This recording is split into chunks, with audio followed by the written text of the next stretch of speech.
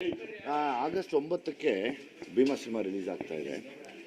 ಇದರ ಉದ್ದೇಶ ಒಂದು ಒಳ್ಳೆ ಫ್ಯಾಮಿಲಿ ಎಂಟರ್ಟೈನ್ಮೆಂಟ್ ಜೊತೆಗೆ ಈ ಮಕ್ಕಳು ಮಾದಕ ವ್ಯಸನಿಗಳಾಗ್ತಾ ಇದ್ದಾರೆ, ಅದನ್ನು ತಡೆಗಟ್ಟೋದಕ್ಕೆ ಎಲ್ಲರೂ ಕೈ ಜೋಡಿಸ್ಬೇಕು ಅನ್ನೋ ಒಂದು ವಿಷಯನೇ ಭೀಮಾ ಸಿನಿಮಾದ ತಿರುಳಾಗಿರೋದ್ರಿಂದ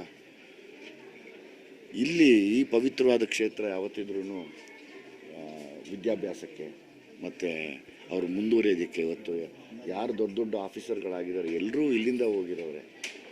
ಹಂಗಾಗಿ ನಾನು ಪ್ರತಿ ಸರಿನೂ ಸಿನಿಮಾ ರಿಲೀಸ್ ಮುಂಚೆ ಇಲ್ಲಿ ಬಂದು ಪೂಜೆ ಮಾಡ್ಕೊಂಡು ಹೋಗ್ತೀನಿ.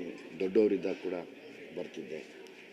ನಮಗೆ ಇಲ್ಲಿ ಬಂದಾಗ ಏನೋ ಒಂದು ಶಕ್ತಿ ಥರ, ಎನರ್ಜಿ ಥರ ಇರುತ್ತೆ ಇಲ್ಲಿ. ಆ ಸಿನಿಮಾದ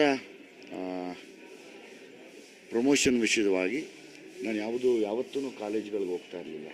ಚೆನ್ನಾಗಿ ಮಠಕ್ಕೆ ಬಂದು ಮೊದಲನೇ ಸರಿ ಪೂಜೆ ಸಲ್ಲಿಸಿ ಇಲ್ಲಿಂದ ನೆಕ್ಸ್ಟು ತುಮಕೂರು ಗೌರ್ಮೆಂಟ್ ಕಾಲೇಜ್ಗೆ ಹೋಗಿ ಅದನ್ನು ಮುಂದುವರ್ಸೋಣ ಅಂತ. ಆಗಸ್ಟ್ 9ಕ್ಕೆ ರಿಲೀಸ್ ಆಗ್ತಾ ಇರೋದ್ರಿಂದ ಇವತ್ತು ಬೆಂಗಳೂರಿಗೆ ಉಟ್ಕೊಂಡಿರುವಂಥ ಒಂದು ಹೊಸ ಮಾದಕ ವ್ಯಸನದ ಅಂಶ ಅಂತ ಹೇಳ್ಬೋದು, ಆ ಒಂದು ಪದಾರ್ಥ ಅದು ಈಗಾಗಲೇ ಎಲ್ಲ ತಾಲೂಕುಗಳ ಬಾಗಿಲುಗಳು ತಟ್ಟಿ ಒಳಗೆ ಬರ್ತಾ ಇದೆ.